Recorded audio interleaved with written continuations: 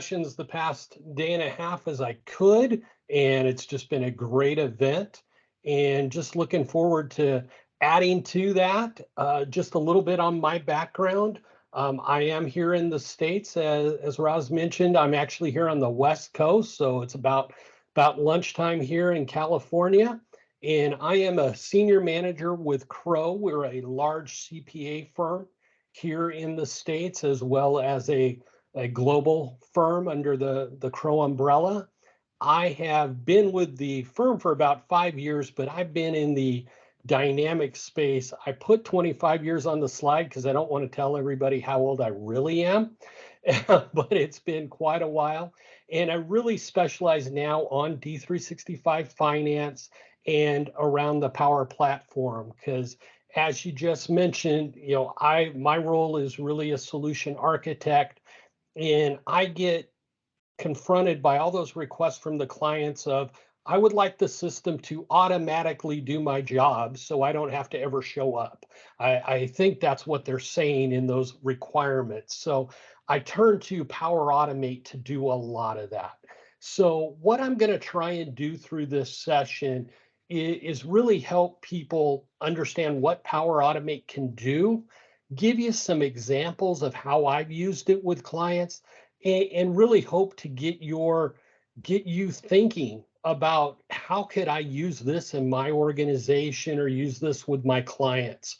So, we'll start at the beginning, just a quick introduction to what Power Automate is, talk about why we may use that instead of the workflow that we're familiar with inside of D365, and even how those two can work together. And then I've got 3 different examples that I like to go through. And all of my slides are going to be posted on my blog there. I had it on that first slide, and I'll have it again at the end. And then I also have detail on how to build all these out. So I think I only have like 80 slides with all the screenshots. I'm not going to go through all those in the next hour, but I want to try and show some of this in live software. So to start off with, what is Power Automate? So it's one of the components of what we know as the Power Platform. So you started with Power BI, we have Power Apps. This was originally known as Flow, but since they rebranded everything for the Power Platform, it became Power Automate.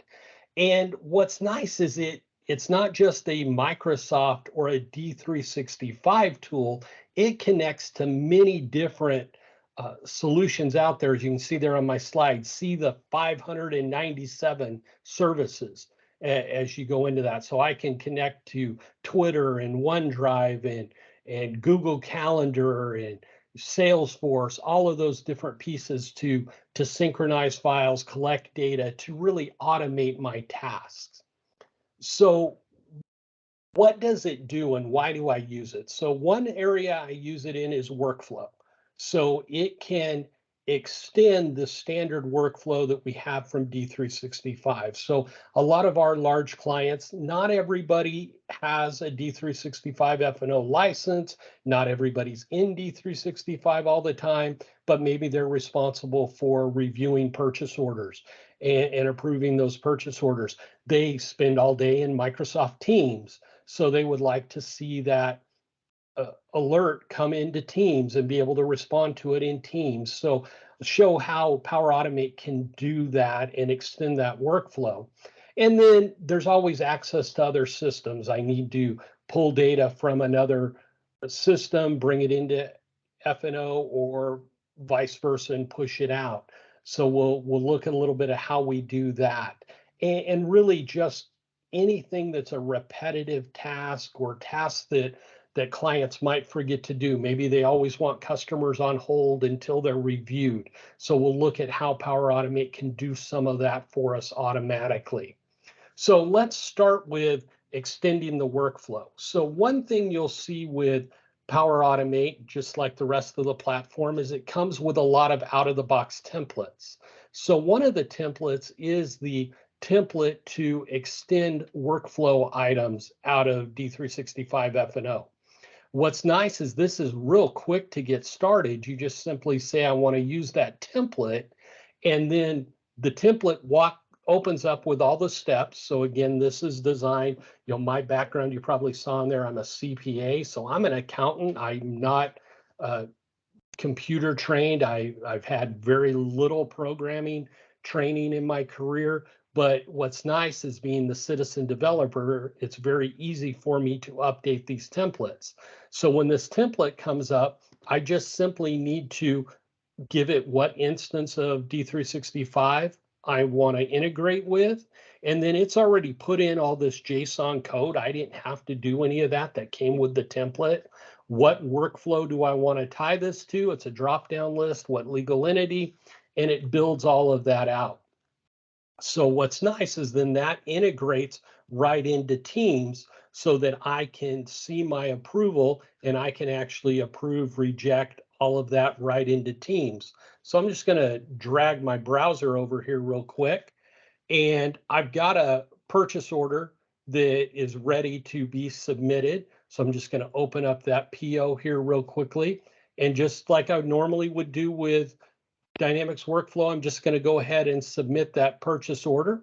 Just going to take it a second to ask me if I have any comments here. I don't, so I'll just go ahead and submit those. And now what is happening, I'm just going to switch to another tab here.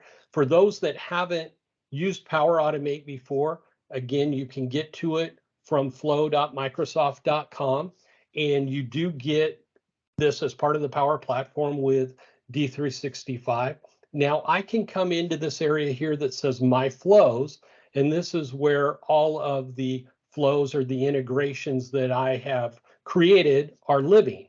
So if I wanted to start from scratch, this is where I could do a new flow, and this is where that template I was just talking about lives. So, I can come out here and actually just do a search, and sure enough, when I do that search, there's the template that we were talking about with the workflow items. So when I open that up, it's just asking me, how do I connect to those different pieces? And it's a little cut off there at the bottom. I'll just click on that and you'll see now it has built in all those steps. So again, just simply connecting to the environment, what workflow item is what I need, and then, well, I didn't connect to the environment. Let's do that. So it can then see the business event. This is what's known as a trigger. This is what starts my Power Automate running. So at this point, I'm just going to back out of that. I don't need to create it because I actually already have it here. So you'll notice it's actually running already for me. So I can open this up and see that this is started. And you may have just heard the beep on my computer, because if I come out here to Teams, I actually have an alert out here that I need to approve that purchase order. So from right here in Teams, I'm running Teams on my browser since I'm using my client for this meeting, but I'm running under a different user. So I can come in here and I can actually choose to approve. Or I could have actually even drilled down, and that's what they call a deep link. It will take me right back into that purchase order, assuming I have login rights to see that purchase order. But in this case, I'm just going to go ahead and submit that, and then that's going to go ahead and continue the flow. So it gave me an alert that that has been approved, so I can see the status is completed. And then that flow has completed. We see all the green check marks. So now if I go back here, that purchase order is no longer needing to be submitted. So I'm just going to go ahead and open up and look at that purchase order. I believe it was PO 350. And sure enough, there at the bottom, if I open it up, it's still finishing through all the processes. But if I look at workflow, you can see the workflow last action was taken, and I've got the workflow history. So everything has been completed outside, never went into D365 to do that. So that's how you can use Power Automate to extend the workflow and allow them to do approvals through email or through Teams like that. So let's continue to move forward. Like I said, I've got quite a few examples, so I want to try and get through these for you, but definitely feel free to put your questions in the chat as we're going through. So let's talk about how we can connect F&O with Power Automate. So one of the things you'll probably notice on the ribbon bar on pretty much all of the windows, if you go to options, you'll see you have the ability to launch Power Automate from right inside of D365. So where I mentioned go to flow.microsoft.com, I don't need to do that. I could just simply click on create a flow and it will open up my browser to Flow to create that. Then getting data from F&O and into Power Automate and working with that, you're going to work with the data entities. Now there's two ways to do that. There's two different connectors you can use. So initially, we all worked with the Fin and Ops connector, and that's going to go against the data entities, same that you would do if you're using the data management workspace, for example.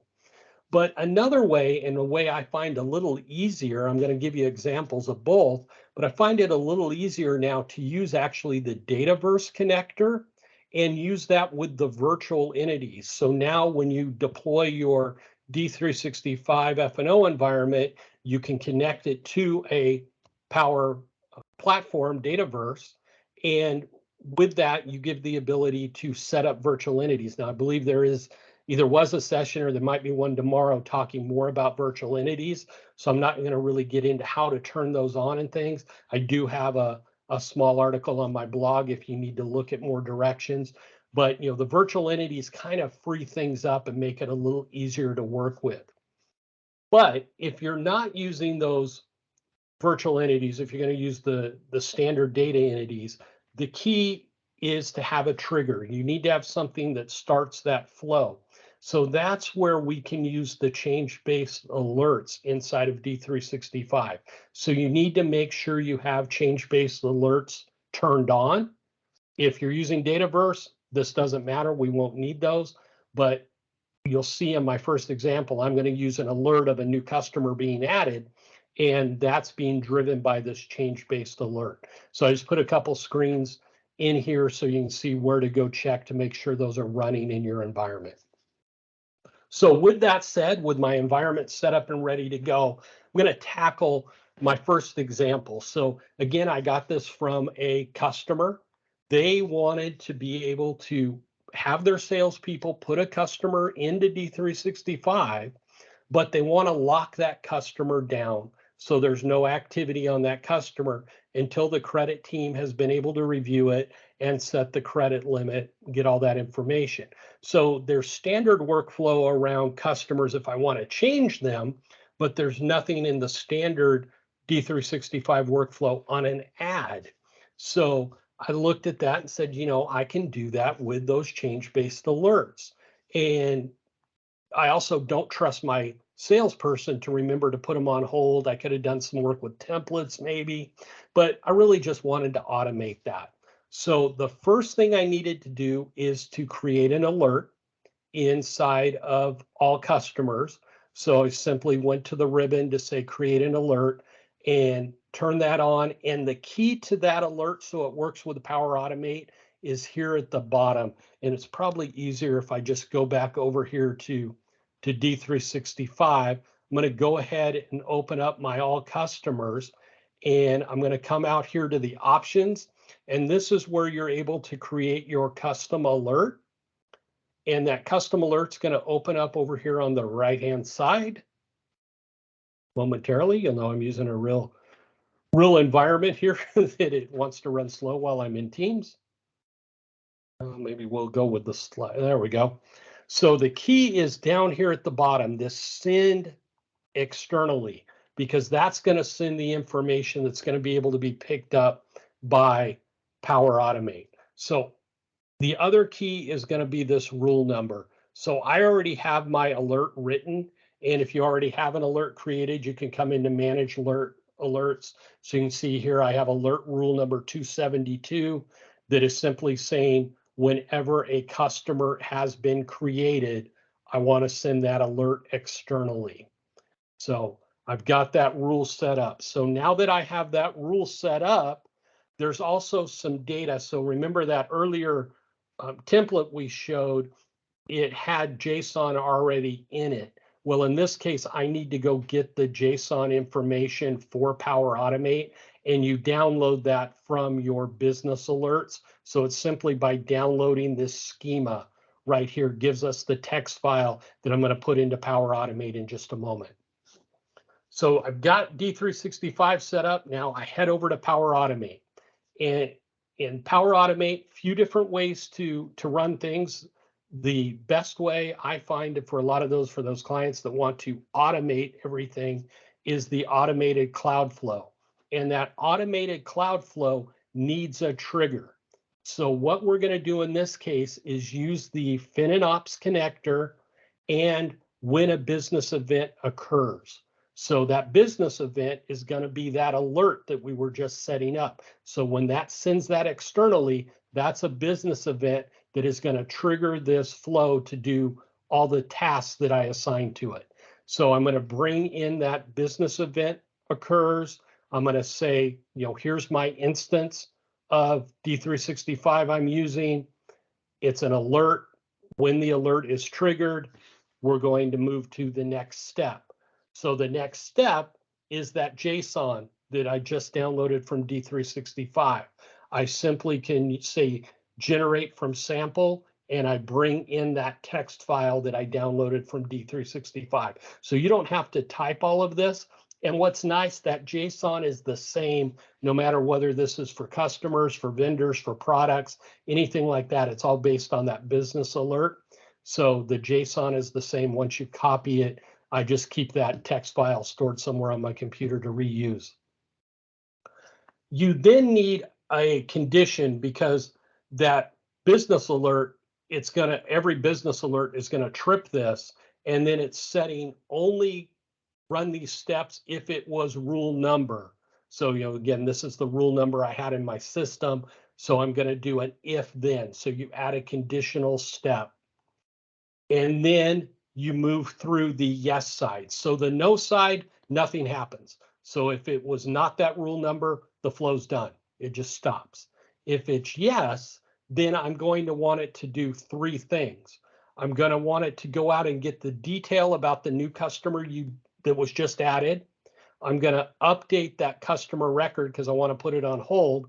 And then I'm going to send an email off to my sales team so that or my credit team, so they know they need to look at this customer.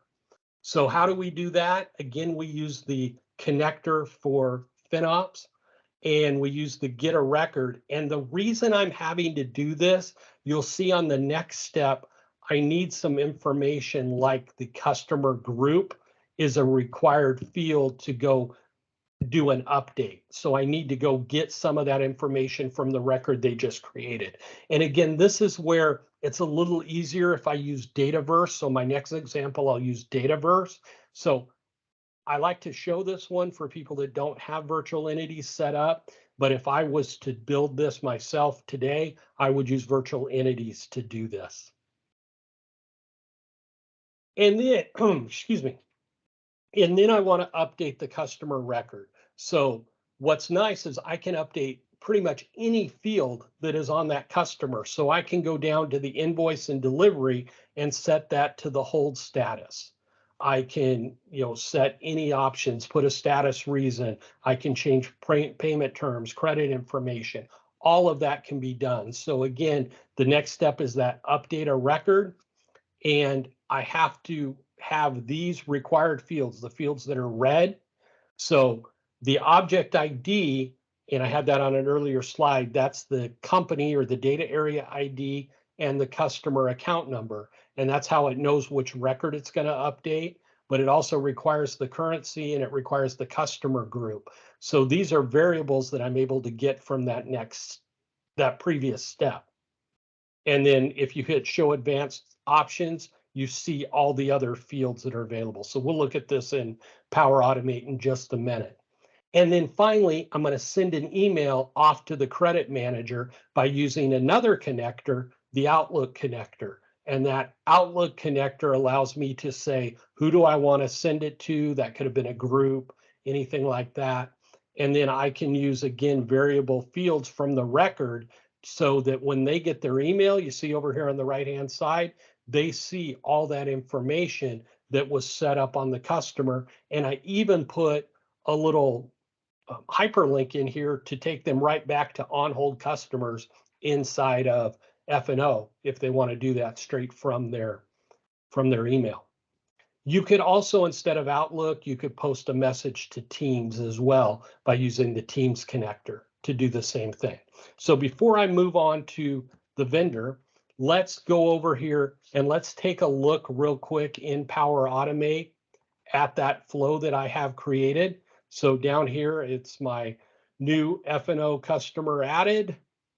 I'm just going to click on the pencil there. It takes me into the edit. And again, this is the first trigger. So when I started this flow, I said I wanted it triggered by a business event in finance and operations. So again, there's my instance. There's all kinds of different categories, but again, I'm looking at alerts, but you could have flows generated from events that happen in accounts receivable, accounts payable. There's just a lot that you can really trigger from those business events. So when an alert rule is triggered versus a due date rule. So if you had an alert on a due date, maybe you had an expiring contract or something that you have a due date on, you could have that look at that alert and then run some steps, maybe send a reminder email. Again, here's where that JSON was brought in, and I simply say generate from sample, and I would just right mouse click, paste in that text file that I downloaded from D365. And then my conditions, there's my rule number. Nothing happens on the no side. So this is just an if-then statement. So if yes, go out and find the customer. So what's nice, so if you click in this object ID, you have a lookup box over here for all the fields that came out of that JSON file. So the key thing to know there is that key value 1 is the customer number. And then data area ID, obviously the company. And then finally, I update the record. And again, if I scroll down, now one trick I use, because these can go on and on and on, that's where using your find in your browser can come in very handy. So, you can see I already tested it here. I already had hold in there. So I know I wanted invoice hold. So that way I didn't have to scroll down because there's so many of them. I scroll around and I miss it. You can see it knows what the options are, just like if you were in F&O. So I want to put this customer on hold automatically. And then finally, I scroll all the way down now that I expanded that. This is my connector to my email. So adding a step is simply clicking on this plus sign. So add an action.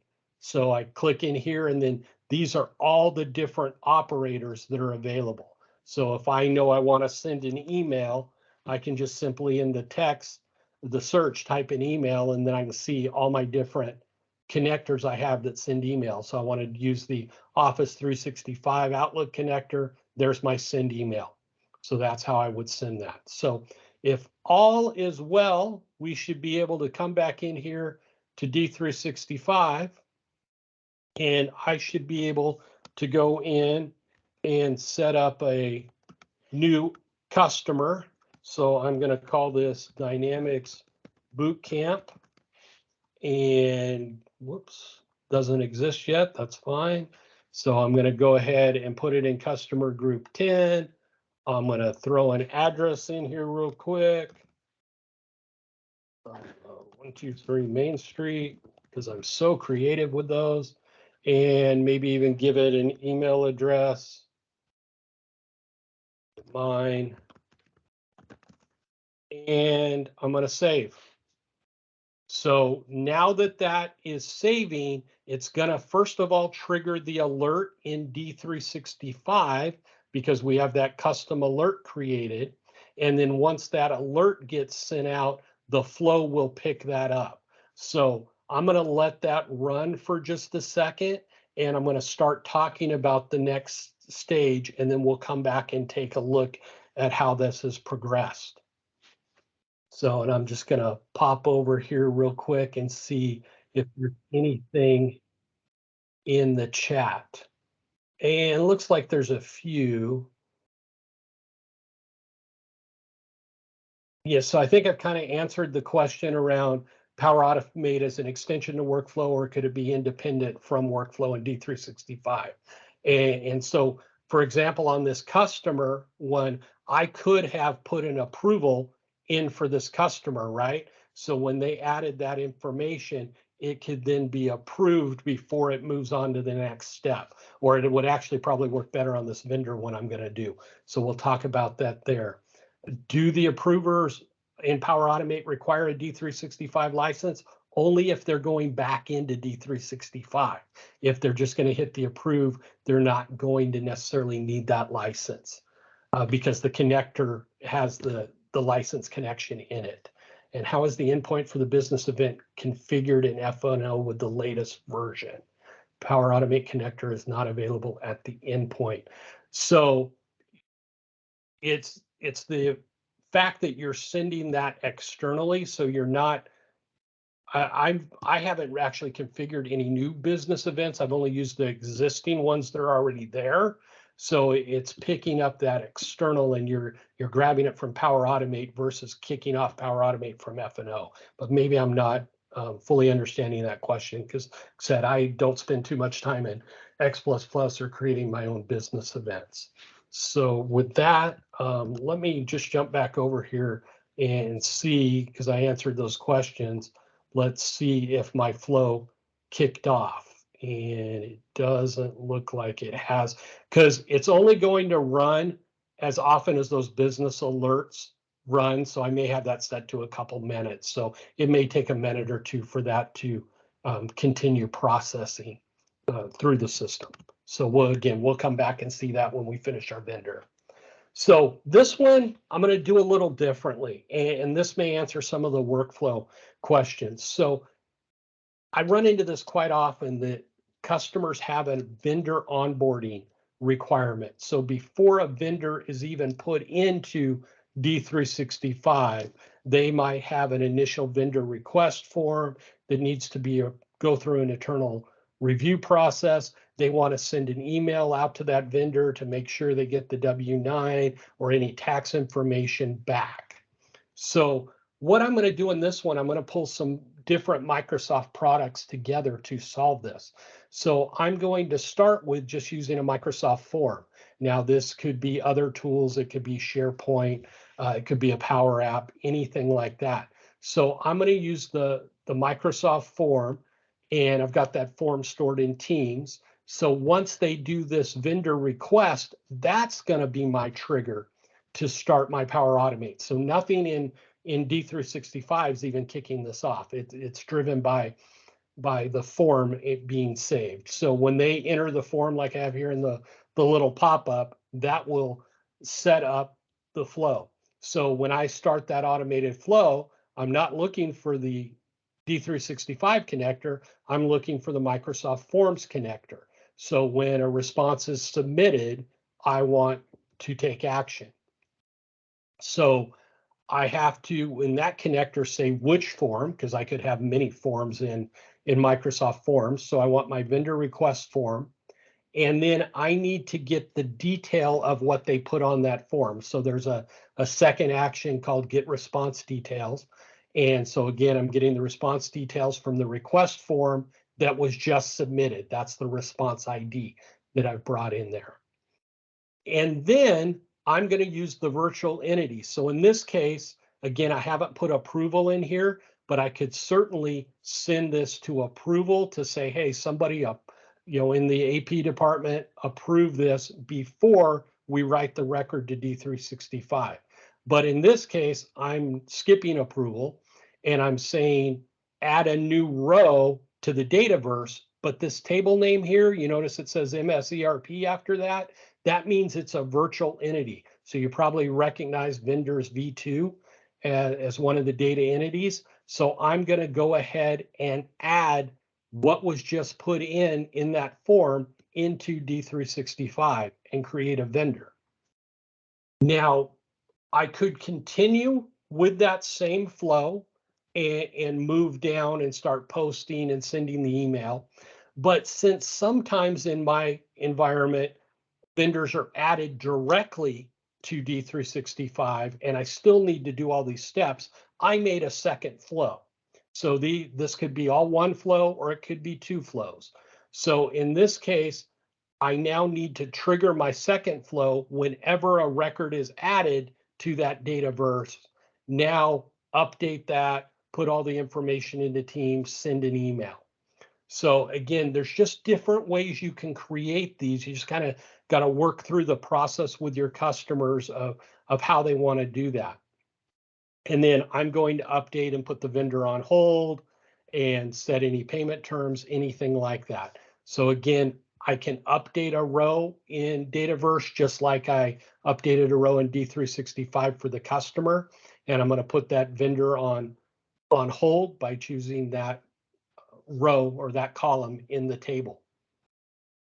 And then I'm going to send an alert to Teams or to email. So in this case, send it to email with the email connector, just like I did with AP. So that's no, or AR, that's no different. And then this is doing it to Teams. So I'm actually going to post it to an AP channel or AP team in their channel to say, hey, a new vendor has been created. We need to move forward to approve that vendor and get everything in the system. Now, so that's all the internal, but now I need to contact that vendor and say, hey, I need you to fill out some paperwork for me. So I actually put a copy of that blank form in OneDrive for Business. And so what's nice is Power Automate can go out to OneDrive, get that PDF file. So you can see here are my connectors to get that PDF file. And now I can use that as an attachment in this email. So I've just automated sending a notice to a new vendor saying you need to fill out these forms and send them back to me. So no longer, one of those tasks that, many of my clients say, this is repetitive. I don't want to have to remember to do this. The system is going to do for them automatically. You see this email comes in to the inbox and they have the W-9. So let's jump back over here. Oh, great. Looks like I got some errors. We're going to ignore those. Hopefully, we may just refresh D365. With that, looks like there was a problem adding my customer. But I'm going to let that move on. And so I'm going to come into Teams. I said that's where we're going to start. Let's look at the flow first.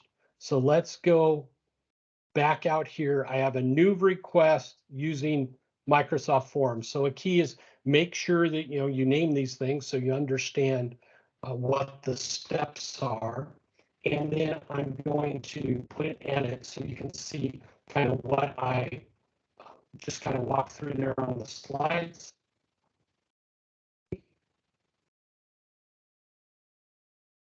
Apologize, my system appears to be. I'm going to go off camera to save some bandwidth here.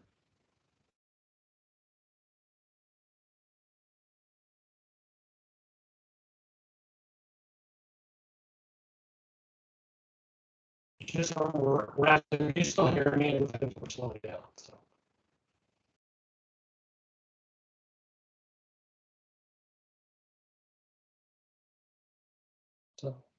somebody can give me a thumbs up if you're still hearing me. It looked like I might have lost connection. We can hear you. All right, perfect. Yeah, it just looked like things were slowing down on my end, so I just wanted to make sure I was still going through. So I'm going to go back to that flow. And so you can see here, this is where all of the form information is coming in.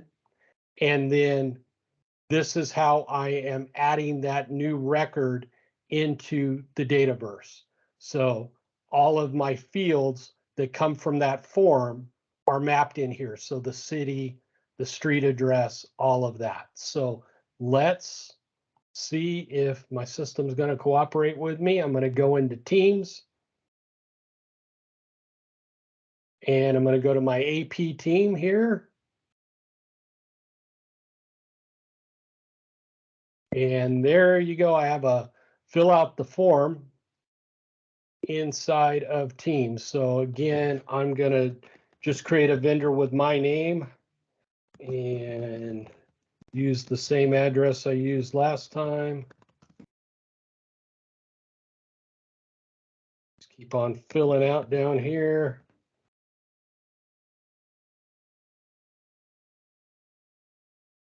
Give it some phone number, give it my email address, because if you remember, there's going to be an email coming out with this, and then I'm in vendor group 10. So I'm going to go ahead and submit that. So that has been submitted. So if everything is good on this one, yes, this one is running. So what's nice about Power Automate, why I wanted to really show you this, I use this a lot in troubleshooting. So if I'm not 100% sure how the flow is going to work, I might start it, and then you can come in here and see what the outputs of each section are. So I can see the output of that form was all of these fields. So I can see how all that information came from that form. And then finally, it added that row into D365. So if we come back in here and I go to vendors, let's see if we have a new vendor for Dan Edwards. And sure enough, there I am, vendor number 126. So and there's the phone number I put on. And you notice that vendor is on hold. See how it says all? Well, how did it end up on hold? That was my second Power Automate that I had running. So if I come back here to all of my flows, I have a flow here. So that was the add request. And then there is another one in here, new vendor added. Got too many of them in here. Yeah, right here. New vendor added. This is kind of what is running through that process. So it's going to send out messages, put it on hold, all that. So when that record is added, I give it a delay of a minute, because the way things get added to Dataverse, if they just put in like the name and vendor number and save, it would get added, and then you wouldn't have the address and things. So that's where I have it save all of that information. So these are all the next steps to do that vendor. And it looks like I had that. There's a potential problem. Yeah, it's turned off. I turned off that flow. So if I turn that flow back on, what's nice is you can also test your flows. So you notice how it says tested successfully. If you had a trouble, let's say you map some fields incorrectly so they don't end up in Dataverse, you can always resubmit to the flow and get to see that information come through the flow again. So now it's going to run this process. It's going to send the email and all of that information out. So it looks like I have another question while this one's running, because it's going to delay a minute there. Is there a good way to mitigate the issue of having process automations tied to a user's account? For example, in the new vendor process you gave, there's an action step where it's pulling the PDF from your OneDrive. But if you were to leave the company down the road, this process could break. Yeah, it's a very, very good point. I would probably run that more from a SharePoint site. So you could put that on the AP Teams SharePoint site. And then most of the connections in here, I would have more driven by the administrator versus the independent user. It really depends who's controlling your Power Automate. I've got some clients where individual clerks will write their own automate. So when this leaves, when they leave, nobody else is actually ever going to run this. So it's giving me an error there again. I had a field I didn't create a group. So this would be an example of where you would troubleshoot. So gotta love live demos. I tested these things yesterday and they work, and today they don't. But that's kind of how things work in the demo world. But you can see all the error messages. So it's going to really help you learn how to troubleshoot by watching my video. So it just tells me their field group must be filled in. So there was no field group in my format. So it's very, again, easy to to troubleshoot as we go through there. So let's jump back. I have probably about 10 minutes left on the demo. I know we're a little ahead of schedule, so I may run a little long, but depending on your questions, but I really want to show you this one because this one kind of brings it all together. And I've shown this to a few prospects lately, and they've been very excited when they saw this. And a lot of people see Excel journal entry and immediately think of the Dynamics add-in, right? And using that Dynamics add-in. And that Dynamics add-in works well, but again, the Dynamics add-in requires I have rights and things to D365. So a lot of my clients have come from, well, we do all of our journal entries in Excel. We've got this Excel template. How do I just upload that template? Well, again, I can do that in data management and things like that. But in this case, what I'm going to do is I'm going to create a template and again, drop it to a OneDrive, or as was just mentioned earlier, drop it to SharePoint. So it's a consistent site.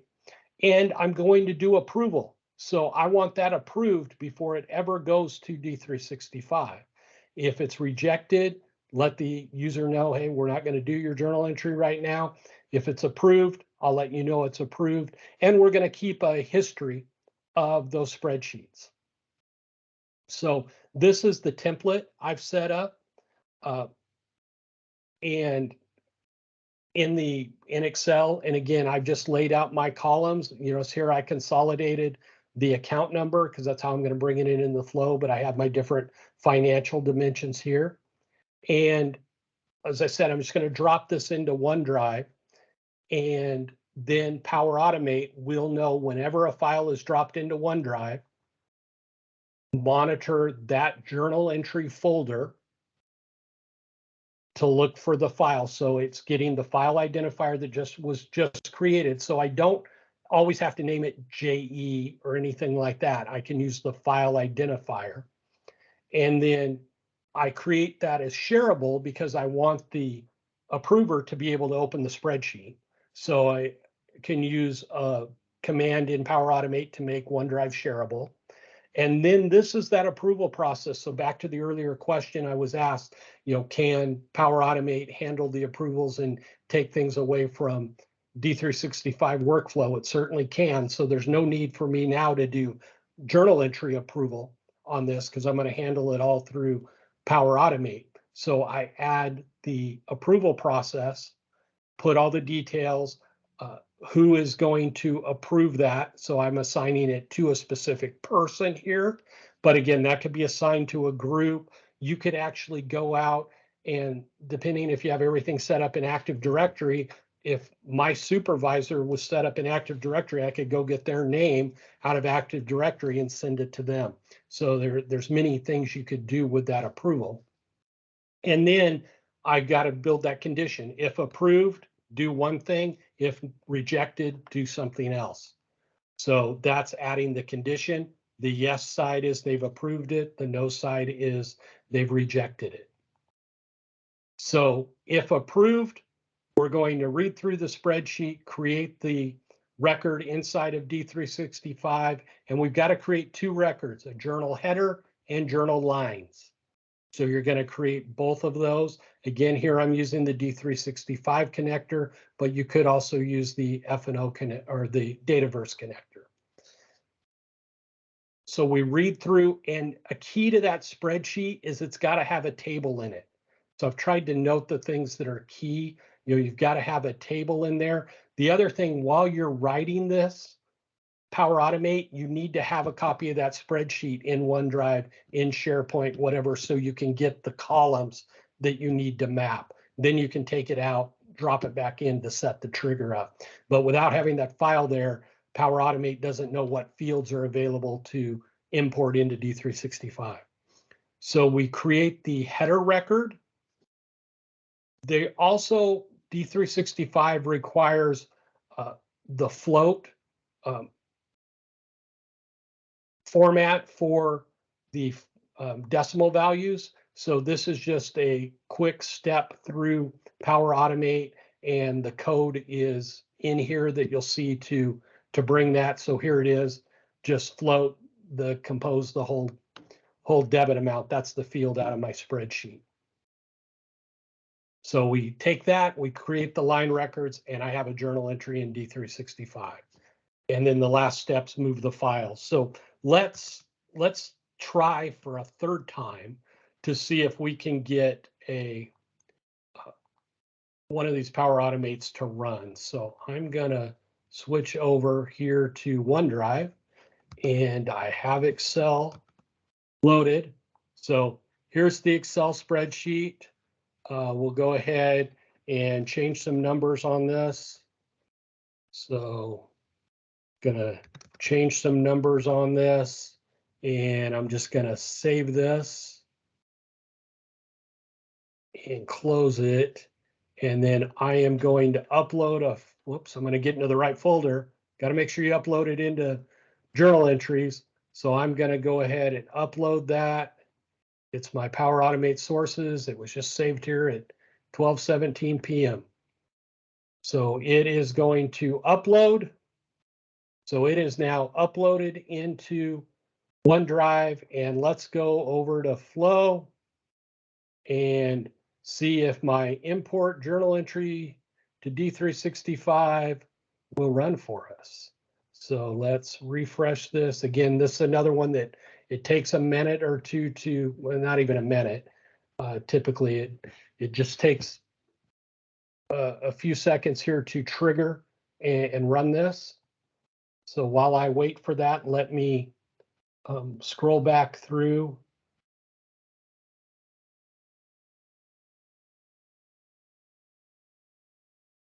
Okay. So yeah, the slide, I really need to end this for video. Okay, yeah, I'll show you where the PowerPoints are. And I guess somebody made a comment, I guess you do still need licensing. I try and stay away from D365 licensing. I let my sales executives handle that. So if that's correct, that is fine. So I just heard a beep. So that beep tells me that this Power Automate is running. So it is running. So if I go over here to Teams, I have an alert that says Dan Jump, who just uploaded that file, has sent this to me for an approval. So I have it there. And then if I go into my email, I've got it in my email too.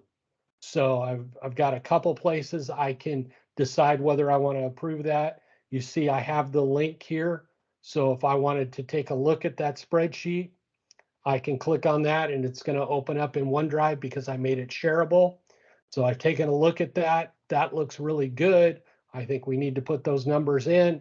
So I'm going to go ahead and submit that. And now my Power Automate will continue running. And again, we can kind of come in here and keep an eye on that. So we can see all the green check marks are what it's done. So it's at the condition now. So it's gone over here to the yes side. So it's looked at the rows in the table. It just created the header record. Now, one thing I didn't talk about is this apply to each step. There's multiple lines on the journal, right? So we have to go through a loop, and Power Automate does that for me automatically. So when I tried to create a record based on the information that was in the spreadsheet, it said, oh, we know there's more than one debit amount, so it's going to do this apply to each automatically. So now it has gone through all of that. So now I have a spreadsheet or a journal entry in D365. It's now going out and looking at users, and then it's going to delay here for a few minutes. And the reason it delays is kind of a bug in OneDrive right now. And that bug is that you can't delete, it locks the file open.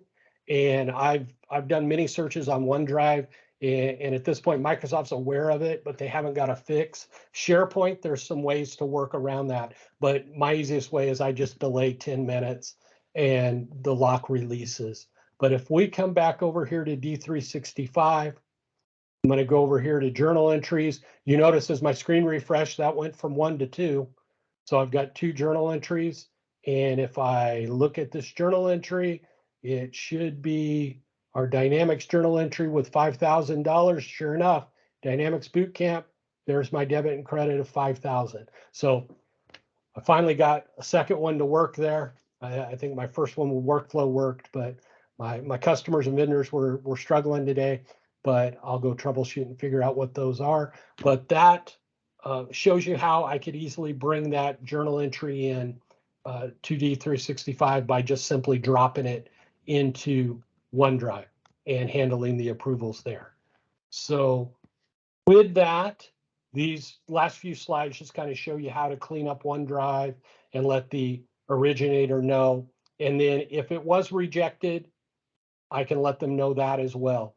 And I move that file to a rejected. So if you look at back in my OneDrive, you'll notice I have an imported folder and a rejected folder. So this file will eventually move to imported, and it gets the date and time stamp on that, so I know when it was imported into the system. And then I delete the original file. So in summary, I think we're about right on time here. Number one, you just seen here, Power Automate is a powerful tool. There's a lot you can do with it. What I've shown you here, just some examples of things I've built out with clients and prospects. And it's funny, I've said on demos with other people on my team, and as clients are asking questions, I've jumped into Power Automate, and while my teammate finishes the demo, I write a quick Power Automate to come in and show them, oh, that automation you were asking for, here it is. It's done, and you could do that. The last piece I can't stress enough, as you saw in here, things take a little bit to make sure they're always working. Make sure you test your automations in a sandbox prior to trying all of this in production. You don't want to get partial imports. You don't want to have things break, things like that. So make sure you're thoroughly testing all of that. So with that, think I've got through all the slides I wanted to get through. Again, here's my contact information. Feel free to shoot me an email, reach out on LinkedIn. As I said, I know Roz is going to have the video and put these slides up, but I've also put them out here on my blog. I also have documentation on walking through each one of those examples that I put out there, and also information on virtual entities. So with that, let's see what questions are remaining. So I know I've knocked a few of them off. Raz, do you see some that I still need to address? I think you answered most of them. I see one here about advice on identifying the right entity to use. That's a fun one. So I honestly, a lot of it is experience, and a lot of it is doing a field dump to see if you got the right one. So a lot of it is, using the Dynamics URL/data, seeing what my data entities are, and then using that data entity and then looking at the fields that are available in there. And I found areas where I don't have a data entity, and I've had to have my team go back and develop one for us. But a lot of the key ones are very easy to identify: customers, vendors, products, sales orders, things like that. But that is definitely one of the keys, is identifying those entity names. You can drill into them some in data management and see the fields are available. But I personally poke around a lot and just use my Contoso data that doesn't have a bunch of data and look at what's in those data entities that way. So let's see, any other questions at this point?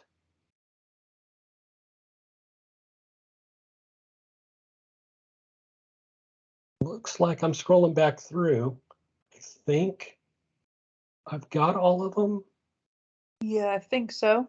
Anyone else have any more questions? Yeah, feel free to come off mute or type them in, or. Oh,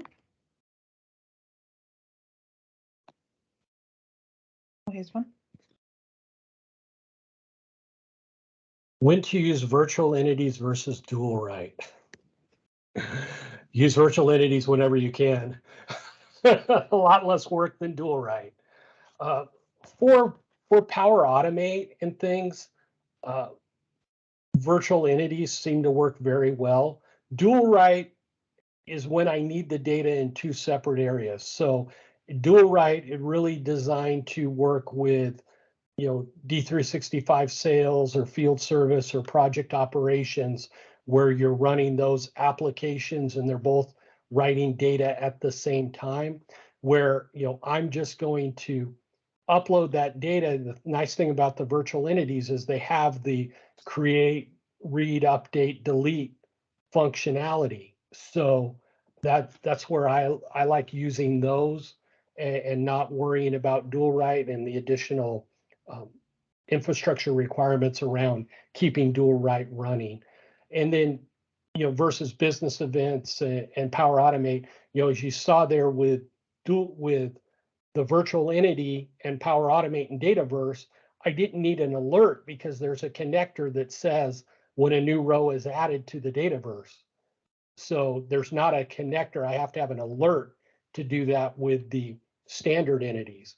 But I could do that against uh, a dual write entity as well. So if you have accounts in dual write, and you're right there, the comment is it's bi-directional. But what's not, dual write is bi-directional. But what's nice with the virtual entities is they can be bi-directional as well. You saw I added data through the virtual entity, and so I can use that virtual entity even in a Power App or model driven or Canvas, and still bi-directional. It's just only stored in the actual D365 database. It's not stored in the Dataverse, even though I can still query it in the Dataverse. So it's I think we're going to see a lot more virtual entities. That's just my gut feel. They do take a little to turn on, just some setup on IT, but versus having everything duplicated in two places, because you also run into a space limitation on how big your Dataverse is. And if you're trying to dual write all of your sales orders and thousands of line items, you're going to pay additional fees for Dataverse data. Yeah, that was a question. So you do get Dataverse with D365 F&O. You get some limitations, but I think there is a size limitation on how large your Dataverse is by default. And then you would have to pay additional if you're storing more data. Does dual write make UAT refreshing more challenging? Well, you're probably going to have your UAT set to a different Dataverse. So yeah, you're going to have to run the dual write. I would say I haven't got into too much of that because I work more on the architecting side, but I would say, yeah, Dataverse is going to add some challenges where a virtual entity would not have any challenges in UAT. So yeah, I see somebody added, it's 10 gigabytes for free on your Dataverse. So, and you can hit that pretty quickly if you've got, hundreds of sales orders with hundreds of line items. So, yeah, and there's some additional feedback on virtual entities. So, all right, well, I think we've hit our time. I know we're a half an hour ahead of the session, but that was an hour of my time. And again, it was a privilege presenting. It's a great event. Look forward to tomorrow. Thank you very much, Dan. Really good session and really good thorough answers as well. Yeah, so we have another day tomorrow, so I hope to see a few of you there. And thank you very much, Dan. Thank you very much, everyone, for attending. I'm a bit frozen.